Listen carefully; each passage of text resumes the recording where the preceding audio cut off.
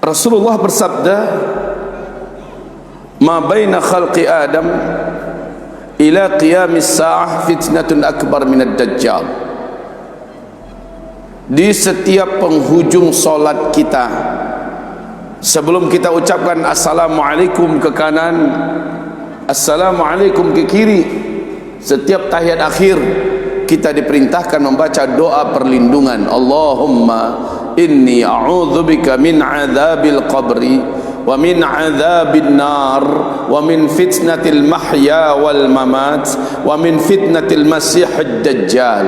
Ya Allah, lindungi hamba dari azab kubur dan dari azab api neraka. Lindungi hamba dari fitnah kehidupan dunia dan lindungi hamba dari fitnah dajjal. Imam Taus sampai menyuruh anaknya ulangi balik solatmu nak. Kenapa ayah? Kau tadi tidak membaca doa perlindungan ini sebelum kau ucapkan salam. Para ulama-ulama dulu sangat memperhatikan jangan sampai ada keluarganya yang tidak membaca doa penutup ini sebelum mereka mengucapkan assalamualaikum warahmatullahi wabarakatuh ke kanan, assalamualaikum warahmatullahi wabarakatuh ke kiri. Mesti dibaca, pastikan itu. Karena memang Rasulullah yang contohkan dan Rasulullah yang perintahkan. Kenapa kita berlindung kepada Allah dari Dajjal? Dajjal kan belum muncul lagi. Dajjal kan belum muncul lagi. Kenapa kita minta perlindungan daripada Dajjal? Hamba-hamba Allah yang kami muliakan, lagi pula siapa sih Dajjal? Kenapa kita harus khawatir dengan Dajjal? Kita usahakan siang hari ini menjawabnya dengan sederhana tetapi kuat, menjawabnya dengan ringkas tapi padat, sehingga semua kita memiliki perhatian, kepedulian dan keseriusan menghadapi fitnah Dajjal ini. Ibadallah, Dajjal adalah manusia dari keturunan Nabi Adam alaihissalam, tetapi dia termasuk makhluk Allah yang Allah abadikan umurnya. Ada 5 makhluk Allah yang Allah abadikan umurnya. Yang pertama seluruh malaikat, yang kedua iblis laknatullah alaih dari bangsa jin, yang ketiga Ya'juj dan Ma'juj, yang keempat Dajjal laknatullah alaih, dan yang kelima Isa alaihi salam.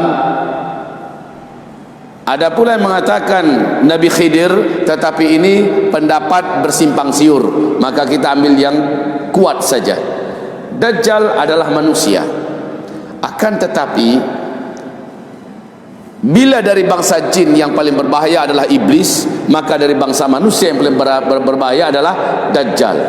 Justru dibandingkan iblis, fitnah Dajjal lebih hebat, sehingga ketika Dajjal muncul, iblis pun bergabung dengannya. Bayangkan itu Pak. Ketika Dajjal muncul, iblis pun merapat dan bergabung dengan Dajjal.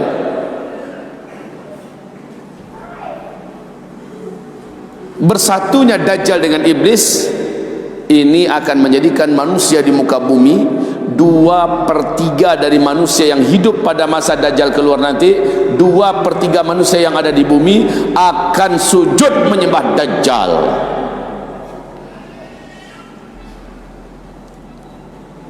Dajjal, kata Rasulullah, seorang lelaki bertubuh sedikit agak pendek dibandingkan kamu, akan tetapi dia bertubuh kekar dan sekel,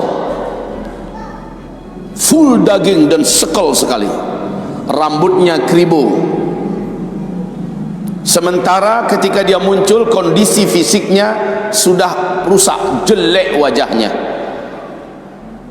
Matanya yang sebelah kanan menyembul keluar tetapi tertutup, menyembul keluar biji matanya ini tetapi tertutup. Ternyata daging keningnya ini meleleh dan terus menutupi matanya sebelah kanan. Sisa daging kening yang meleleh ini lengket di bagian pipinya. Ujung-ujung lelehan itu bergelantungan seperti jengger ayam atau seperti dahak. Sementara matanya yang sebelah kiri, kata Rasulullah, juga menyembul keluar dan tidak bisa ditutup oleh kelopak matanya. Menyembul keluar, jelek sekali. Warna bola matanya yang hitam, yang kita hitam ini, dia berwarna hijau kaca, kata Rasulullah. Dan Dajjal ini, ketika dia muncul, seluruh jin yang kafir kepada Allah, seluruh setan yang memiliki berbagai macam kekuatan dan kemampuan, merapat dan menjadi bala tentaranya Dajjal. Pak, seluruh setan dan jin satu muka bumi menjadi pasukan Dajjal. Iblis yang mengomandokan agar seluruh anak buahnya di timur, di barat, di utara, selatan, ya, di udara, di langit, di ruang angkasa, di laut, di pulau, di mana saja, merapat bergabung dengan Dajjal. Makanya kata Rasulullah SAW, ma baina khalqi Adam ila qiyamis sa'ah fitnatun akbar minad Dajjal. Sejak Adam Allah ciptakan sampai kelak hari kiamat terjadi, belum pernah ada dan tidak akan pernah ada fitnah yang lebih berat, yang lebih hebat melebihi fitnahnya Dajjal. Fitnah Dajjal ini sangat kuat. Kenapa?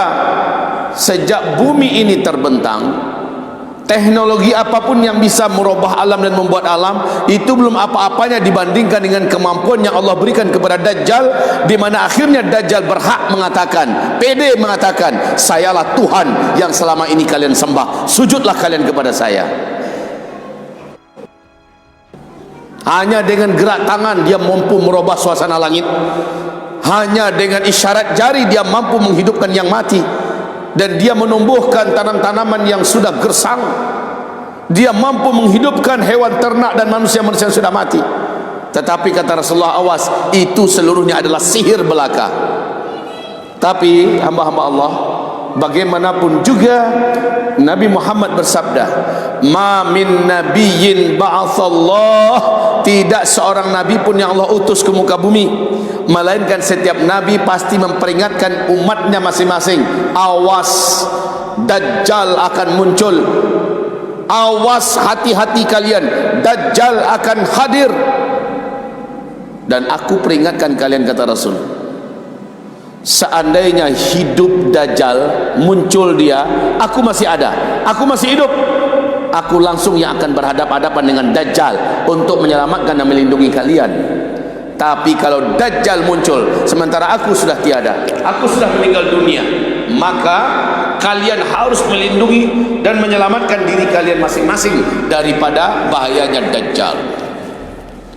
Allah yang kami muliakan, Nabi berkata, nanti akan ada seorang lelaki yang merasa sangat percaya diri bahwa imannya sudah sangat kuat, dan dia yakin dia tidak akan berubah ketika dia berjumpa dengan Dajjal. Maka dia pun keluar dari persembunyiannya, dengan sengaja dia bertemu dengan Dajjal untuk berdebat dengan Dajjal.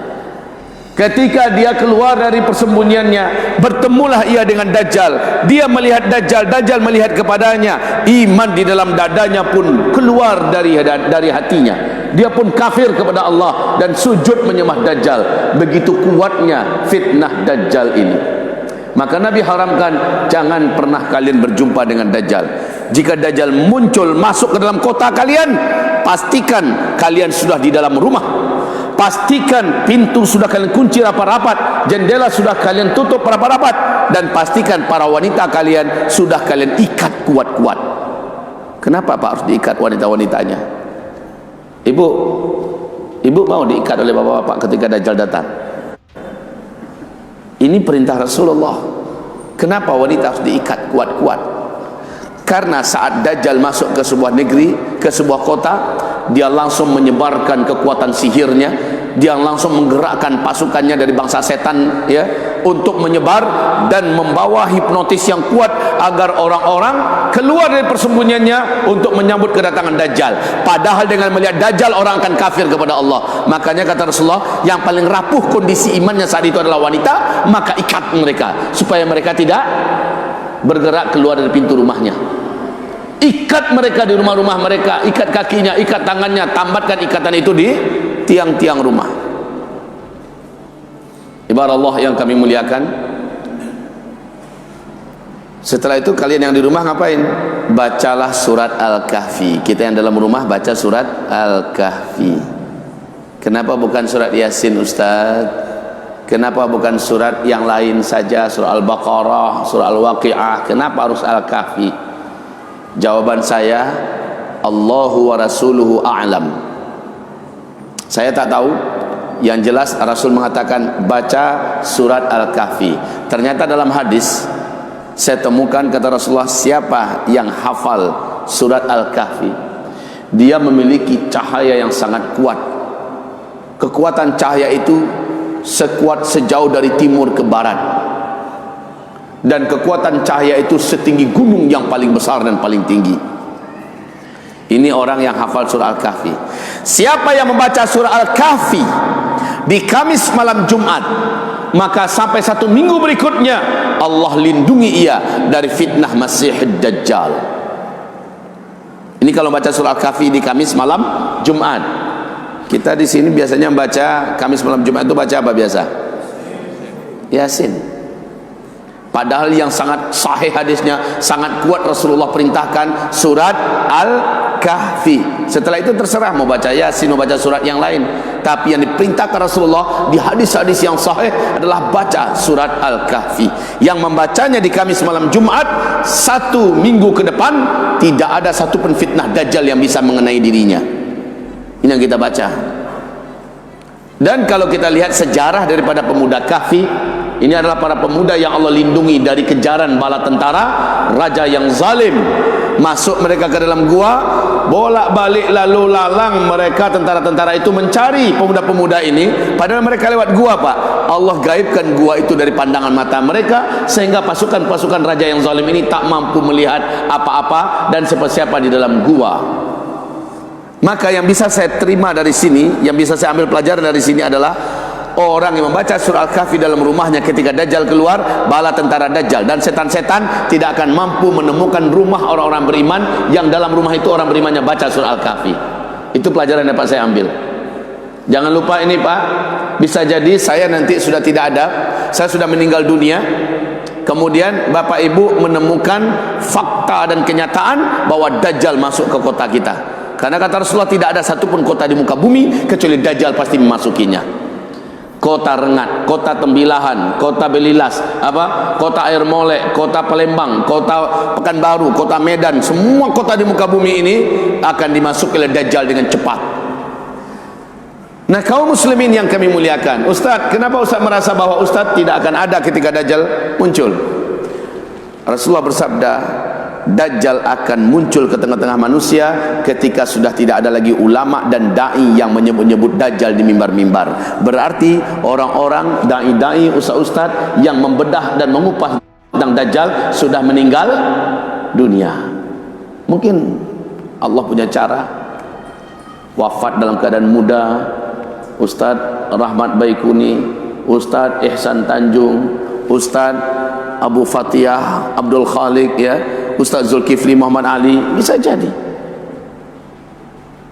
Atau bisa jadi kaki tangan Dajjal yang sudah menyebar di seluruh dunia menangkapi ustaz-ustaz yang seperti ini, lalu memenjarakannya, menyimpannya, sehingga dakwah tentang Dajjal tidak lagi disampaikan di mana-mana.